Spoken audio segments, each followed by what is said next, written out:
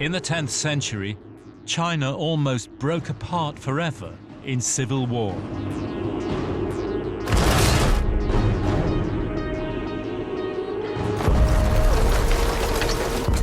The soldier-poet Wang Renyu witnessed the destruction of his country. The barbarians have overthrown the Tang dynasty, he wrote. Our cities have been abandoned. Our temple courtyards lie in ruin.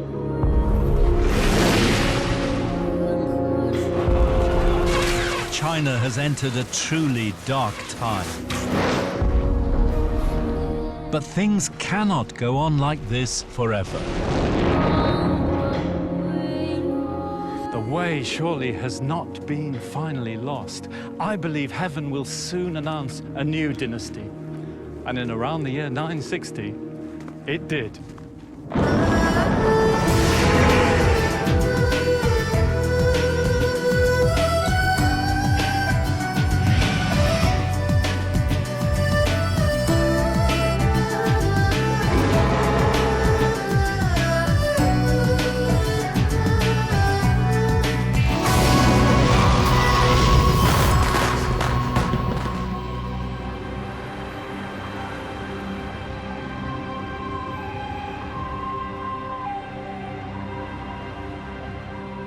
In the West, we see history as the rise and fall of different civilizations. In China, there's one civilization which has gone through cycles of order and disorder. And in the Middle Ages, like Europe after the Second World War, the Chinese set out to build a brave new world. In the story of China, we've reached the Song dynasty. We're in the city of Kaifeng in the middle of China.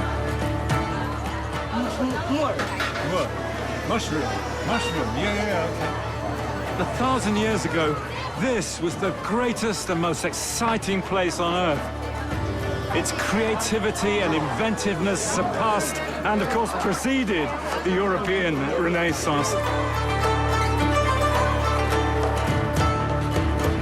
In the Song Renaissance, the Chinese set out to make the most enlightened society on Earth, with the best governance, housing and food, the best education and science. This is their story. Since the great age of the Tang dynasty, China had shrunk dramatically. After 907, it fragmented into 16 dynasties in a little over 50 years. Warlords fighting each other for the empire.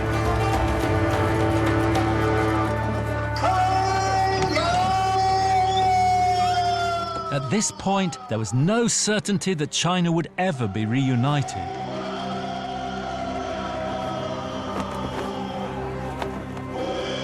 But as it says in China's famous novel, The Romance of the Three Kingdoms, it is a truth universally acknowledged that everything long united will fall apart, and everything long divided will come back together again.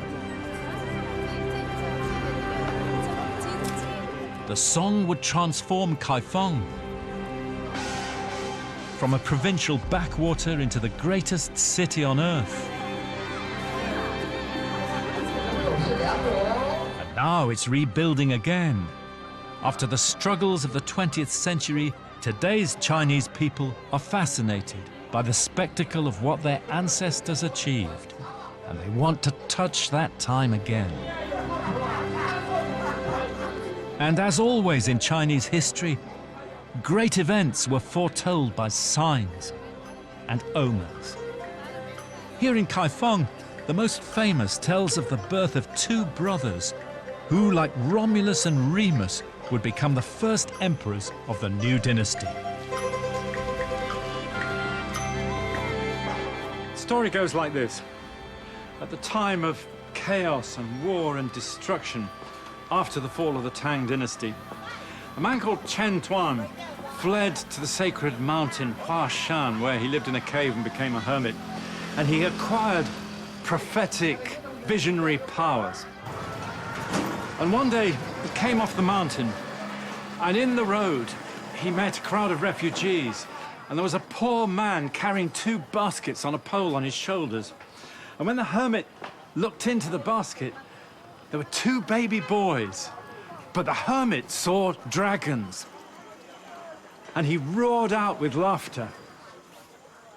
And everybody said, "Why are you laughing?" And he said, "I never expected that the mandate of heaven would come back to earth so quickly." 是赵匡胤，他这一道节，这一道节是出2个龙，出2条龙，就是皇帝嘛，都有名嘛。但是大家都知道这一道节出2条龙，这就是皇帝出生的那一道节，都当上皇帝了嘛。也就是出2条龙嘛，就是双龙，知道吧？ 挑个条子，一直挑到弟弟，一直挑到哥。来到这儿。套皇来到这儿。他父亲给他母亲来套皇要饭。要饭知道不知道？挑个条子，一头挑个小孩，这头挑个小孩，挑到这儿。因为为啥要挑到这儿呢？因为这个地方开封是个府。 是个就是按现在说首都，西头一个龙，现在还在，西头一个龙还在，那龙头还在。可以了，好，再见啊。Fantastic. 再见。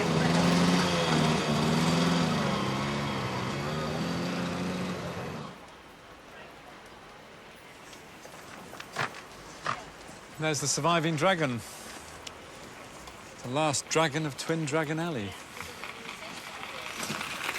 Any day now, Twin Dragon Alley will be redeveloped, and soon only the memory will remain. But that's Kaifeng for you, China's city of memory. In 960, the older brother, Taizu, announced the new dynasty, the Song. And he made the capital here, a vast new metropolis of wood and brick thrown up in a feverish construction boom. This is Song building manual, commissioned in the early 12th century.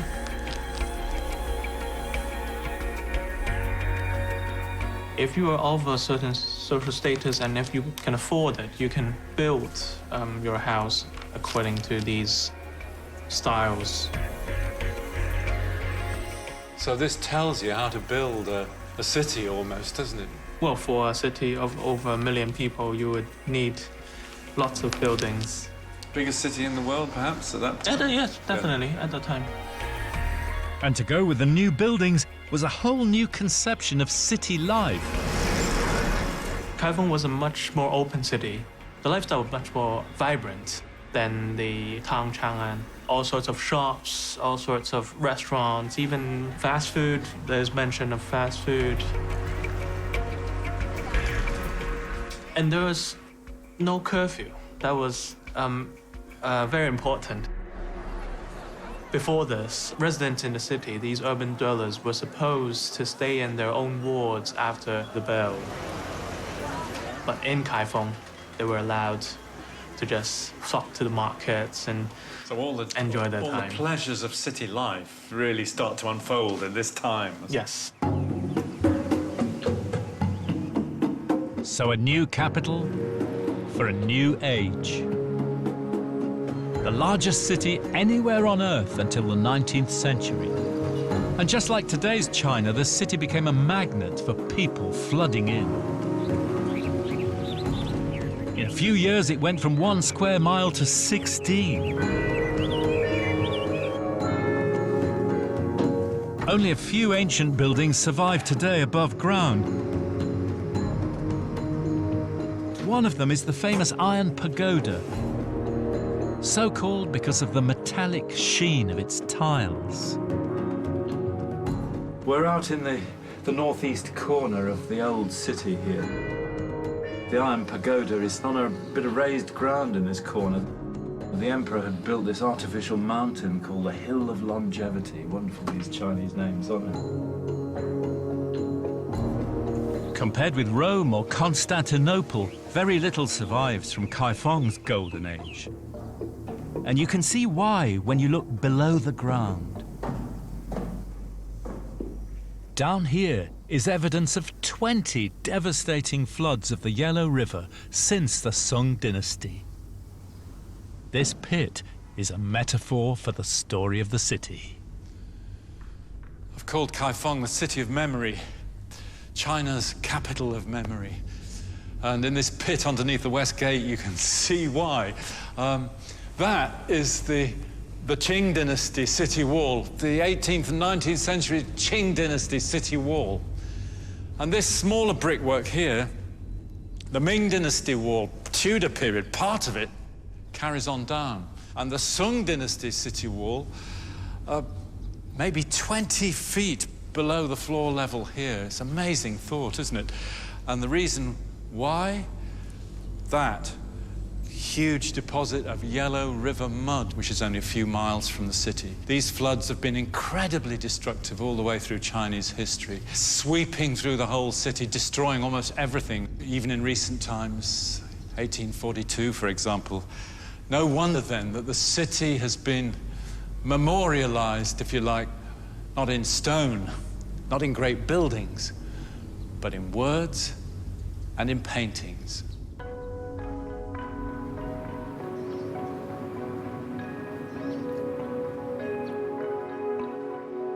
A million people thronged these streets, said a Song poet. There were restaurants as far as the eye could see. Everywhere there was music in the air. What would we give to see that age again?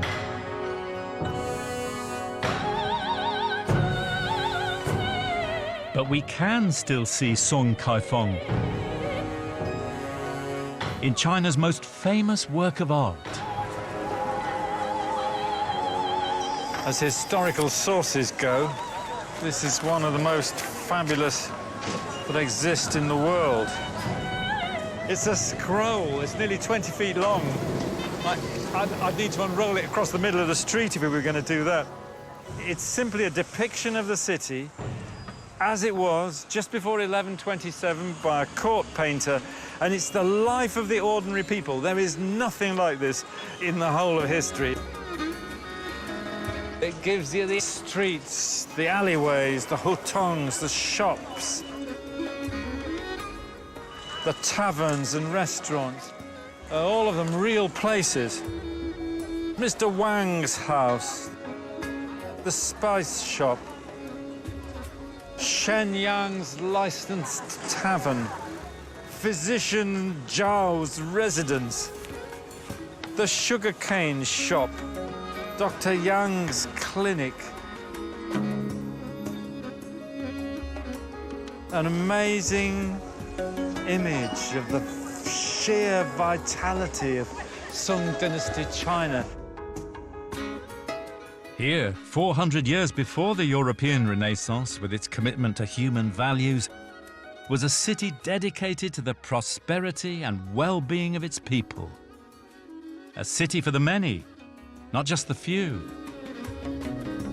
Not kings or warriors or the church, but the lives of ordinary people.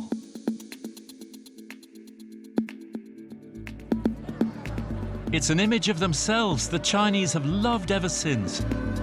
So much so that they couldn't resist bringing it back to life. A journey back into a golden age. As one citizen recalled, "There were such happy times. So many people and an abundance of things in the shops.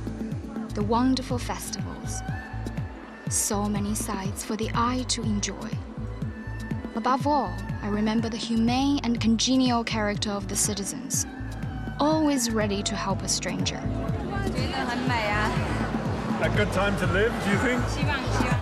The lamplit nights, the sounds of music from the myriad taverns and wine bars. But you see then, this was a time of peace. 啊，这个是北宋的时候，这个社会很稳定的。好像是国富民安，是吧？一派那个欣欣向荣的这样的地方。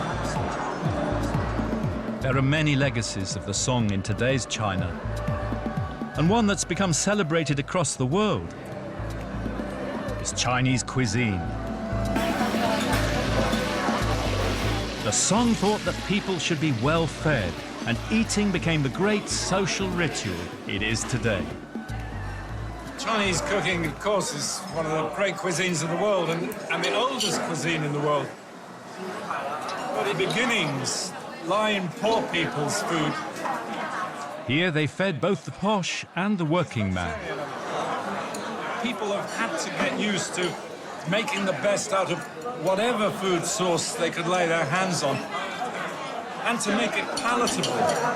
But by the time of the Sung dynasty, it's, well, the first great restaurant culture of the world. The Chinese people by then are the best fed people in the world, probably the best fed that had ever been in history. And there's wonderful accounts of the restaurant culture of the time. 70 great restaurants here in Kaifeng. The waiters rushing from table to table, taking the orders, and rushing back from the hatch with 3 dishes of food down one arm and 20 bowls down the other, and never making a mistake, says one contemporary. And that restaurant culture brings you etiquette, how to behave at table, how to be considerate to your fellow diners, not to rush, not to chew loudly, to be careful when you're all eating from the same bowl.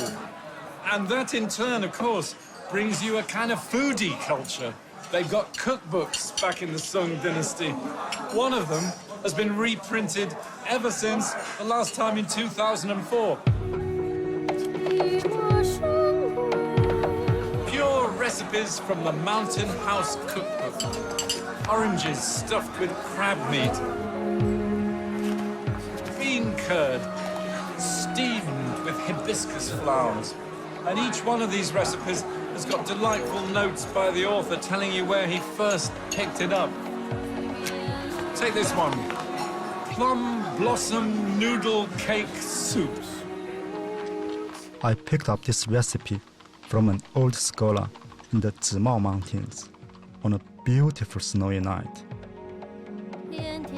And whenever I taste it, the exquisite moment comes flooding back to me.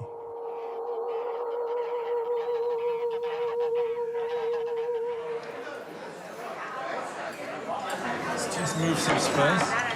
In a restaurant in Old Kaifeng, we asked the chef to make one of these 11th century recipes adapted for the vegetarian.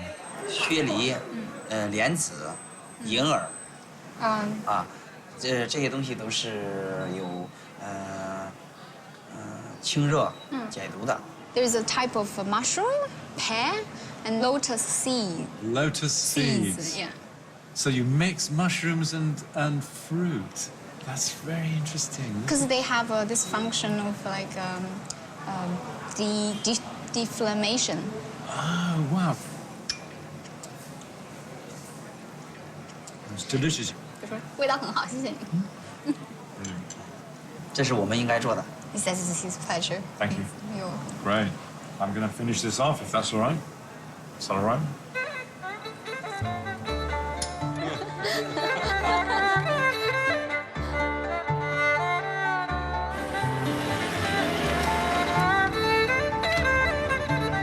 The Mountain House Cookbook was one of thousands of books you could buy in Kaifeng. Publishing boomed. From vast imperial encyclopedias to poetry, history and ritual, and self-help manuals for the literate man and woman in the street. The Chinese had invented woodblock printing back in the Tang, one of many great inventions with which they led the world. And now in the Song, they devised movable type too, although that never took off in the same way. The first mention of this is slightly after 1040, a person called Bi Sheng using clay to print with movable typeset. And so each one of this is a Chinese character, And they would form part of a page in a frame. But it wasn't taken up. No. The Chinese made this invention, which has proved so useful to the rest of the world, but they didn't find it useful. Why? It has to do with the Chinese characters, because there are so many of them. And say if you look at this page, almost every character is a different one. Economically, it wasn't viable. It wasn't efficient, especially compared to just using a single woodblock print. Too cumbersome for such a vast range of characters. Yes. And you can see exactly why when East met West in the 20th century with the typewriter. Each individual metal type is a Chinese character. You'd have to choose the right one by navigating this. And how many characters have they got for this machine then? Probably about 2,000. So how many do you need to negotiate, say, a newspaper in modern China then? About 3,000 or 4,000 for sort of the average. So strangely enough, although this seems very cumbersome to be carving wood blocks, it's actually much more efficient. Especially if a book stays in print for centuries, as they do in China. So tell us about the readership in the Sung then. Does reading percolate down into ordinary people? Well, of course, there are the more sort of elite classes who can read and who are expected to read. But definitely literacy spreading in the Song. Even if they weren't able to read themselves, they would be easily able to find someone who can do that for them.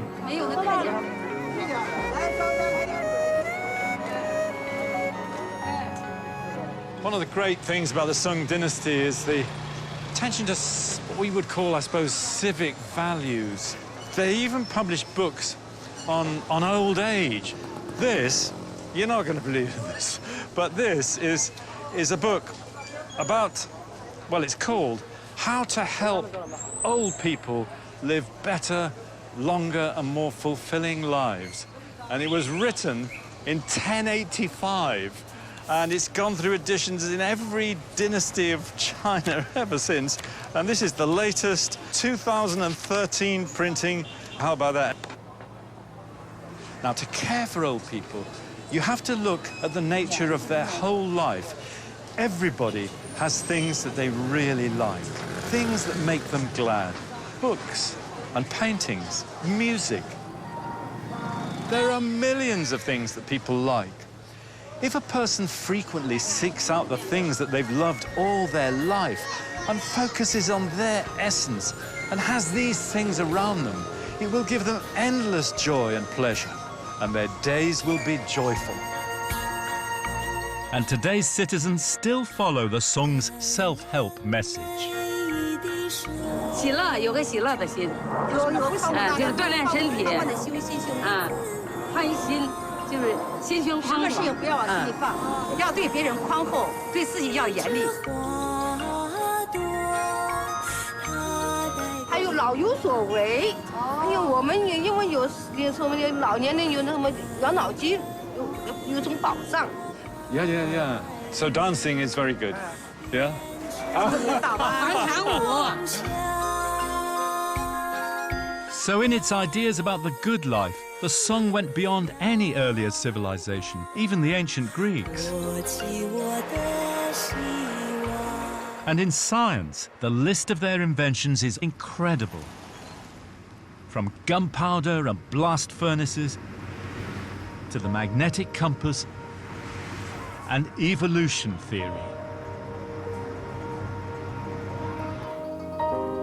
The most famous scientist came from a village down in Fujian on the south coast. Su Song, there he is, one of the great polymaths of the Sung dynasty, and they don't come much more poly than him. He was an engineer, astronomer, scholar, and poet, but he also wrote treatises on mineralogy and zoology and pharmacology. It's real left brain, right brain stuff, isn't it? But their education enabled them to be both artistic and scientific. endlessly creative and endlessly curious. He reminds you of some of the great figures of the Renaissance in Europe. I suppose you could say that he's the Chinese Leonardo, but to put it more correctly, Leonardo is the Western Su Sung.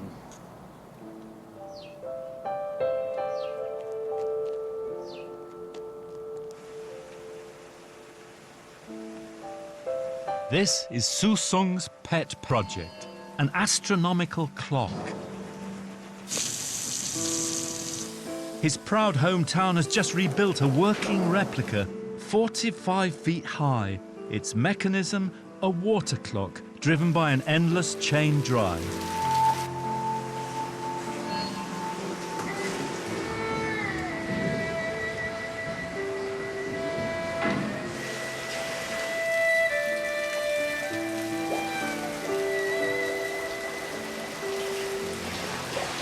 Inside the clock, there had to be a clock captain standing like the captain on the bridge of a boat, 24 hours a day, and periodically topping the water level up in the tanks. There you go. Wonderful, imagining this in the middle of Kaifeng, ringing out the hours, 24 hours a day for the citizens as they go about their business. It's like the Sung Dynasty's Big Ben. Scientific exploration thrived in the Song, in part because there was no theological straitjacket holding back speculation on the nature of time and the universe. Look at this. You see the goddess of mercy. It's real women's cult here. Isn't this fantastic? It's a people's temple, this. Taoism and Buddhism were the official cults of the Song Empire. But religion wasn't an area where the government intruded into people's lives. Though always watchful of foreigners, the Song, just like the Tang, had many Muslim and Christian communities, which still survive. And in Kaifeng, so do the last of the Chinese Jews. This is Chinese Rosh Hashanah. Under the Song, the population of China doubled. 100 million in the year 1000, it was 200 million by the late 1200s, more than a third of the world's people. And with a huge urban population, just like the British in the 19th century, the Chinese invented many games and sports, including what they called kickball.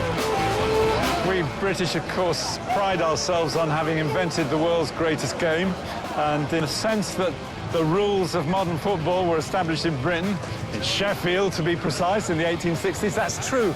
But as usual in this story, the Chinese got there first. Football was massive in the Sung dynasty 1,000 years ago.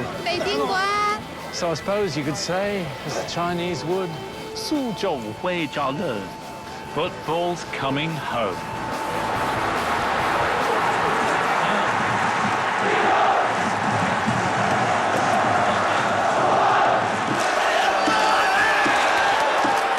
It wasn't a mass sport, of course, there was no such thing then. But football in the Song was a spectator sport with clubs, handbooks, rules and fans.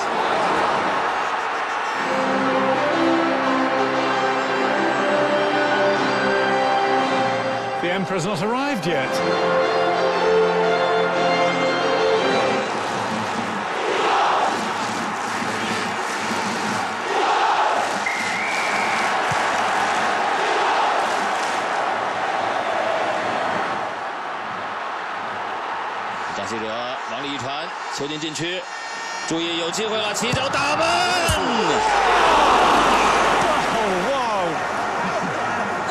Different ways of playing the game in the Sung dynasty. The favourite one, the goals were posts about 10 metres high. The coloured net hung between them with a hole through which you had to shoot the ball. And of course, being China, ethical conduct was vital. In Song football, it was play up and play the game. Abusing the referee was un-Confucian. and professional fouls unthinkable. Well, almost.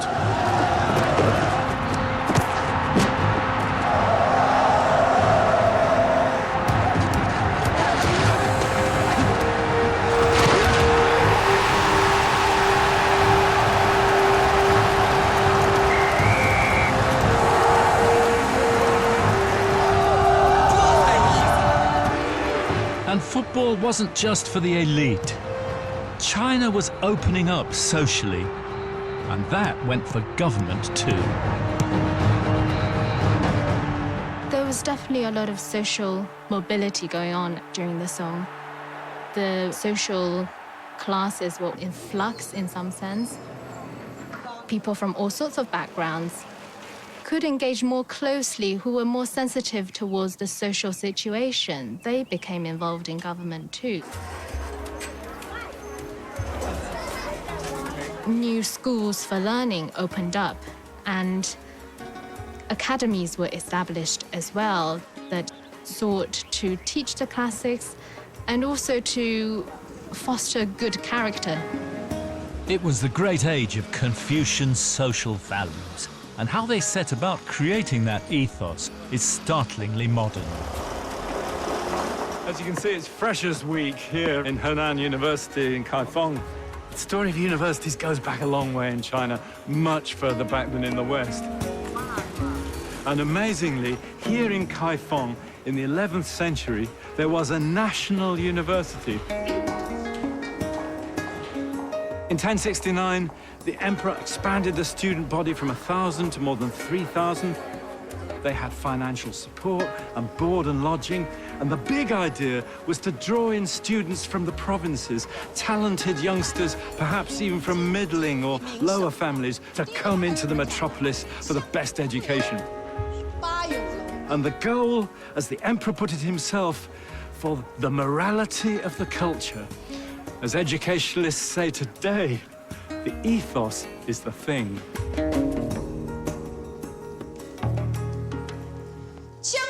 For the examinations, the students studied literature, history, and Confucian classics. The emperor and his advisors were looking for tomorrow's administrators to govern a harmonious Confucian society.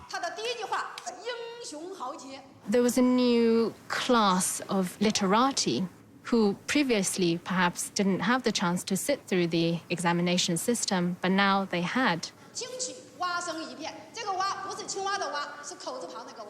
Confucian teachings were really at the core of these civil examinations. And because they had such an important role to play in those examinations, and that so many people took examinations, it meant that it was a way for Confucian ideas to really permeate into society. You could say that it was a meritocratic society where excellence in learning was really prized. Meritocratic, but not universal. Half of the population were excluded from this educational revolution. Women. But ironically, it's through the writings of a woman that we get one of the best insights into the world of the song. These students are studying her work in today's university in Kaifeng. She's the poet, Li Qingzhao.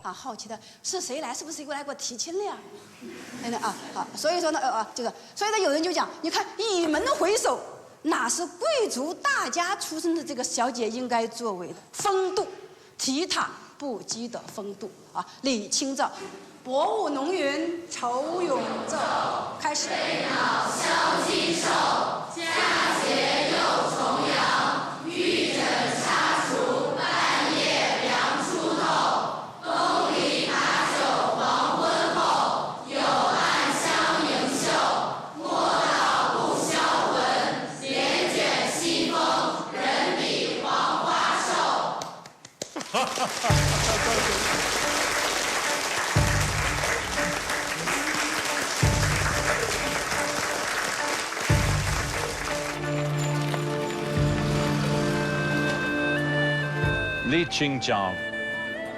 She's one of China's greatest poets. Her father had encouraged her to write poetry from an early age and attend male poetic gatherings. And she was already famous and in print when she was 17, when she married a student from the university here in Kaifeng. And they spent a lot of time here in the great old Buddhist temple in the middle of town, wandering its courtyards, making rice paper rubbings of its inscriptions. But recent feminist criticism here in China is giving us another view of her altogether. The strains within her marriage in a society dominated by men.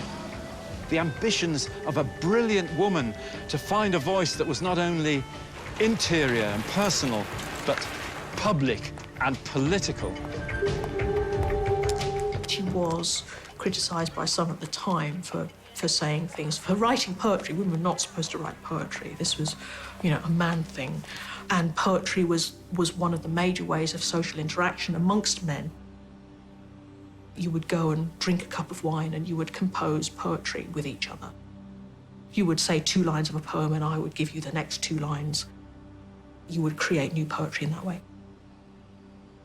Women could do this, but increasingly there were courtesans who did this. Respectable women didn't participate with men doing it. They still wrote, but we don't have very much surviving. A lot of women wrote poetry. A lot of women did write poetry, yes. Yeah. Being published is a different matter, perhaps. That's right, yes, Yeah. yes.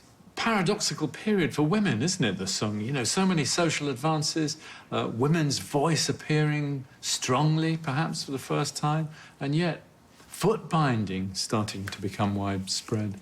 It's very mixed because women become crucial to this political notion of loyalty. They have their equal part to play in that. But at the same time, they are also being, their rights that they have previously had, their economic rights, are being taken away from them. So women could be highly educated, but to play their part in male-led Confucian society, women were to cultivate loyalty to father, husband and state, to ensure national cohesion. So wrote the leading conservative, the historian Sima Guang. But in the late 11th century, right up to the top, the old way of doing things was challenged. The leading light in the reformers was a man called Wang Anshe, a southerner who'd spent 20 years in local government. Wang pushed reforms across the board. Fairer taxes, government loans for the poor, new degrees in law and science, breaking down class barriers in the name of economic efficiency. With growing threats on its frontiers, the state had an enormous defense budget, and Wang thought a more open society would make the economy work better. The Confucian classics, the old way of doing things, were put in their place. They had to have practical application. And of course, the old-fashioned Confucian bureaucrats were horrified. And they took their case to the emperor here in the palace in Kaifeng. The emperor favored the reformers. But the conservatives in his council saw root and branch reform as potentially destabilizing in uncertain times. In the winter of 1070, the great conservative opponent of the reforms, Sima Guang, petitioned the emperor. He said, "We don't need these new laws. What we need are good men trained in the old ways." Look at the last 1,500 years of Chinese history, said Sima Guang. You'll see the periods of peace add up to only 300 years, if that. This shows how hard it is to create order, and how hard you must work to keep it once you've got it. And he ended with this. I fear at the moment that our house may not be able to shelter our nation from the rains and the storms that are to come.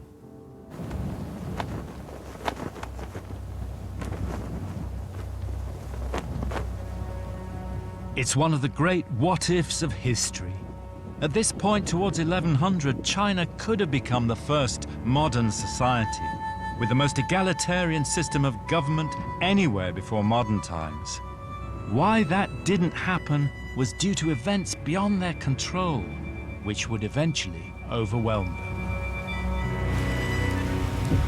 The last 50 years of Song China saw climate change and famine, and the incessant drumbeat of foreign armies on the frontiers.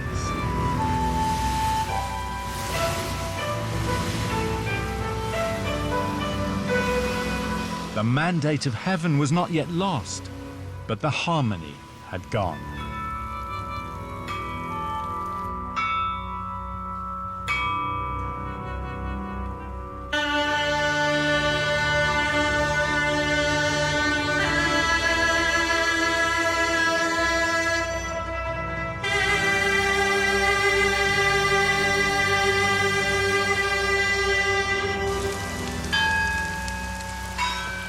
A contemporary wrote, "The problem was the wasting of national resources.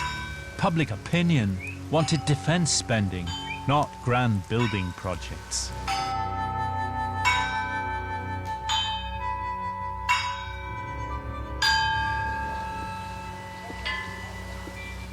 The achievements of the Song dynasty for 100 years were amazing across every field of human endeavor.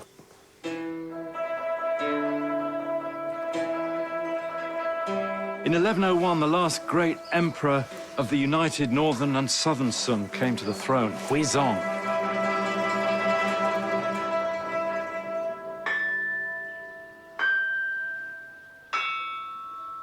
He was a Renaissance prince, surrounded himself with poets and thinkers. He was an accomplished painter. In his wonderful gardens, he listened to symphonies by Buddhist musicians.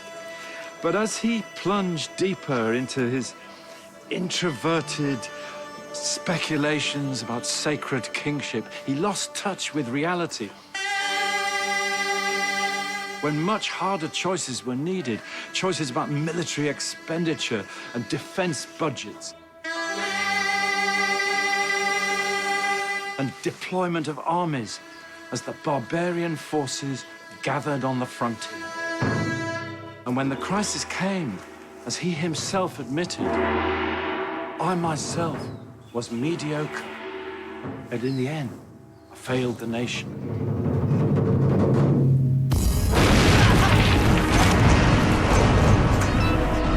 The Song shared the East Asian landmass with many other states. And in the 1120s, Jurchen invaders swept down from the north. In 1127, the siege of Kaifeng began.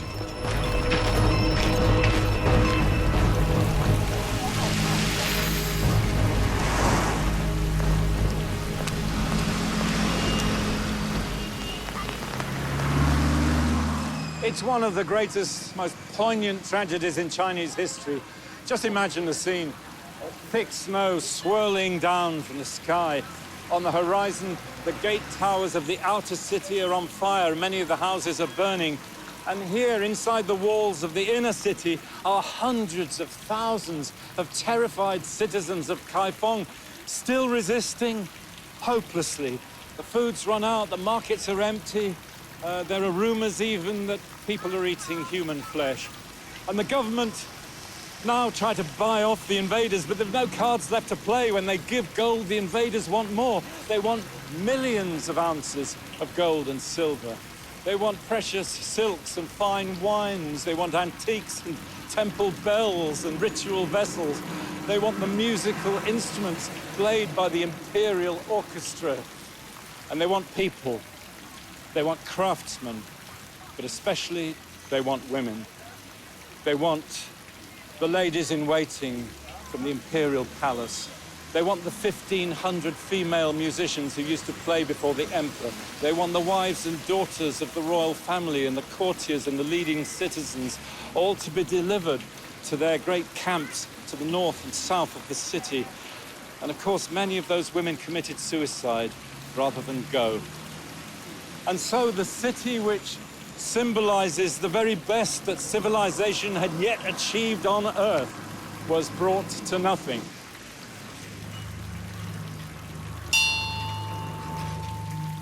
In a bitter poem on the government's incompetence, Li Qingzhao reflected on the catastrophe. An age of glory passed like a lightning flash. The troops of the northern barbarians appeared as if they had dropped from heaven. Tartar horses paraded in front of your banqueting hall and trampled pearls and emeralds into the fragrant dust.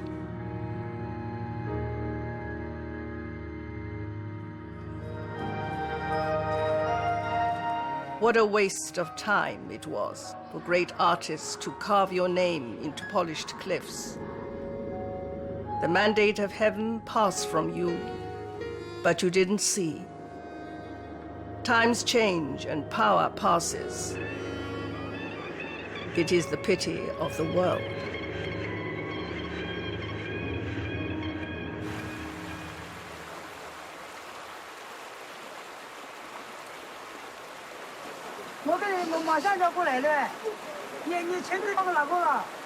The Emperor Huizong and thousands of his courtiers were seized and taken north, where they died in captivity.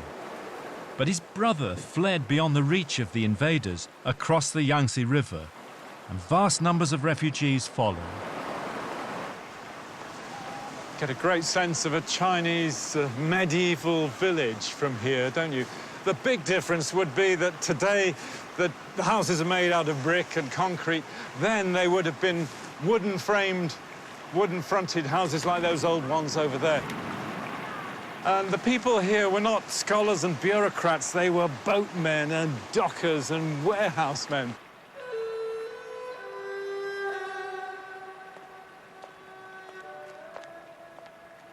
And among the millions who fled south was the poet Li Qingzhao. Those who lived in the west of the Yangtze River basin fled east. Those in north fled south. Those in the hills fled to the cities. Those in cities fled to the hills. Hello. And in the end, there was no one who was not uprooted. And I myself, Li Qingzhao, fled upstream, crossed the river near the rapids, and got to Jinhua. There I found a place to live in the house of the Chen family. And there, after all the terror and all the hardship, I found some peace of mind.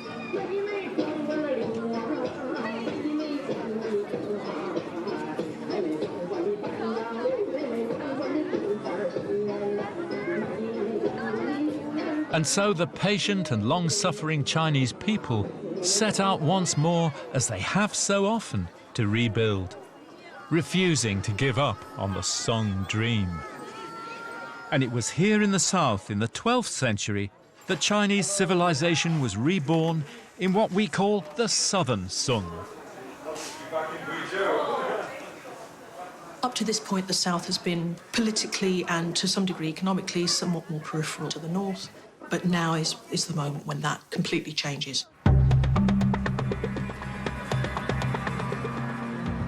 More and more people are settling in the South. More and more commerce and so on is developing in the South, and the economy booms. China is, in a sense, moving. It's moving from this very northern orientation, a northern east-west orientation, to a much more compact southeastern orientation that tends to be how we think of China now. The site they chose for the new capital was a then unimportant place called Hangzhou, standing on the West Lake, one of China's loveliest spots. The Chinese have a proverb: in heaven there is paradise, but here on earth there are Suzhou and Hangzhou. In fact, the story goes Hangzhou was chosen because of the beauty of its landscape. And here they set out to recreate the lost city of dreams. There's a wonderful Chinese description from that time which gives you a sense of the landscape that has enchanted Chinese poets and painters for more than 1,000 years. like a camera panning along the horizon from the blue-grey hills across the tranquil surface of the lake. And there, where the landscape flattens, glittering like fish scales, the brightly glazed tiles of a myriad rooftops. Here, there was every conceivable amenity of civilization.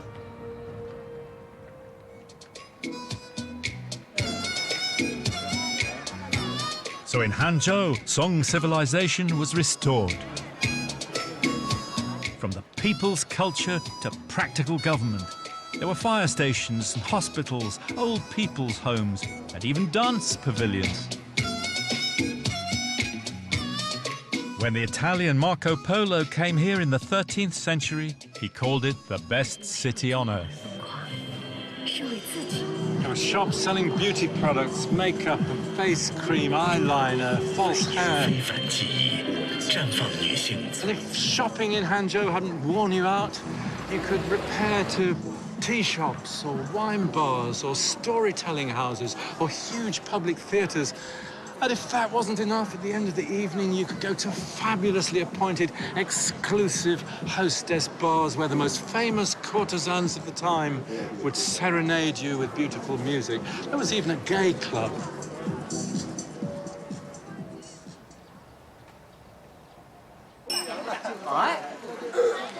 But to really understand the remaking of the Song world, you have to leave the glitter of Hangzhou behind. That's lovely. Out in the countryside, south of the river, the southern Song planted hundreds of new towns and villages to supply the capital with food and coal and timber.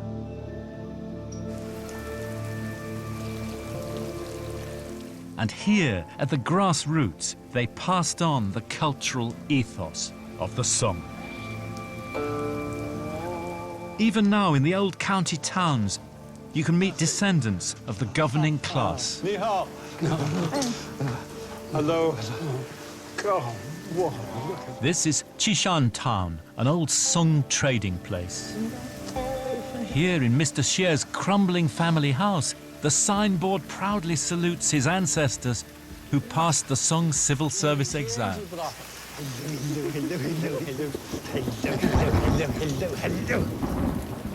Let me just ask you about the sign above. What does that say?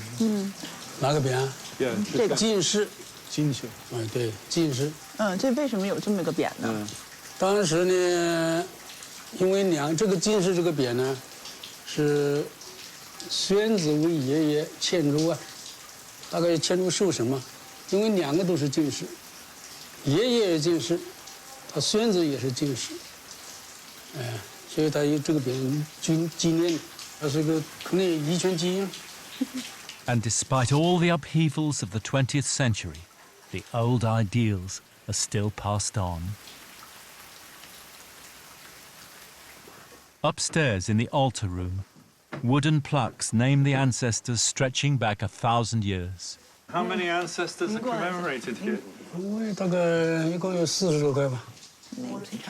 Wow, so it's one of the biggest family lineages in China. 皇帝的亲戚，皇亲国戚。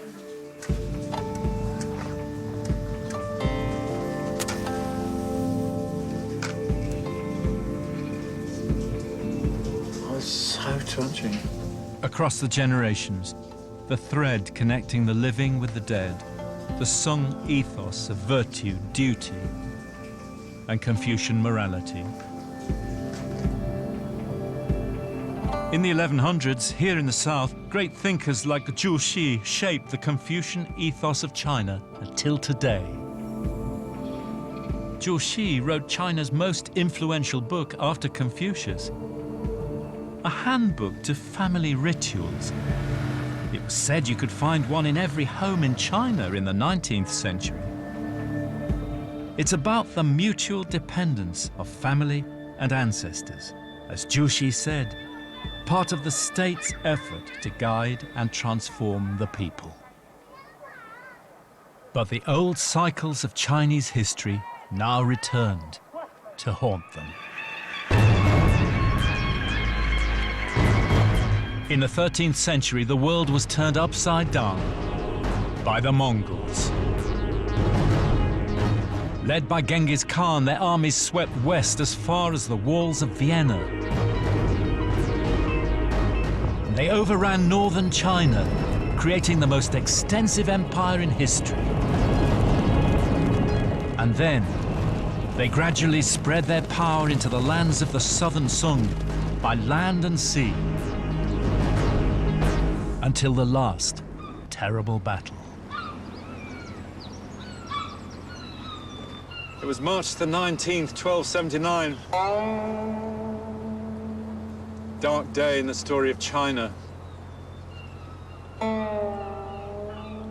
We're here almost exactly on the anniversary, and it was a day just like this, with rain and drizzle. By the evening, you couldn't see the far shore. The Sung commanders had not defended the narrows here, so the Mongol fleet was able to sail through into the lagoon. And there, the Sung navy faced them. They had about 1,000 ships lashed together to form a floating fortress.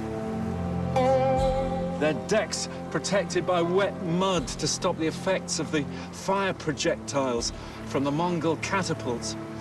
When the battle began, an eyewitness says the air was full of fiery traces of the Mongol fire bombs.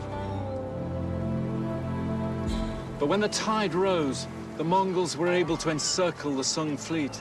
And in the end, the battle was lost, and the young emperor was trapped. And then the emperor's loyal minister, Lu Xiufu, made a famous speech to the little boy. The affairs of our state have come to this, but we must not disgrace the nation. And he took the boy in his arms, and he jumped into the sea to commit suicide. The little boy's pet white parrot began to screech and flap its wings till it overbalanced the cage and fell into the water after its master. So ended the glory of the Sung.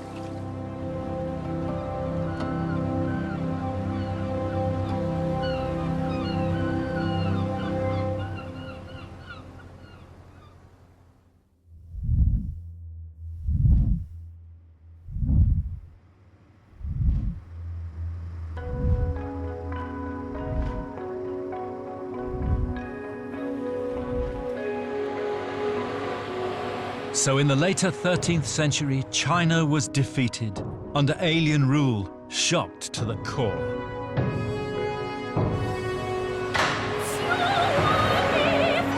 The mandate of heaven was suspended, but it was not lost.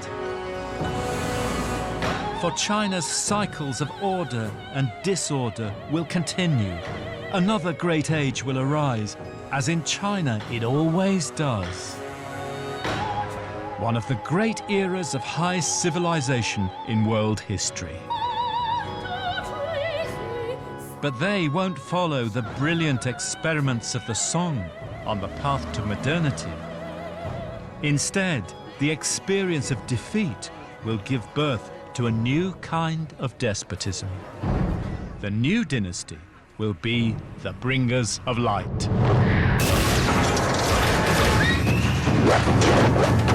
The Ming.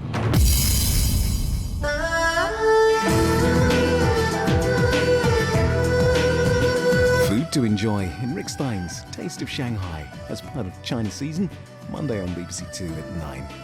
Claire Balding with a lineup of sporting star guests, including snooker legend Jimmy White, coming up on her show in a moment.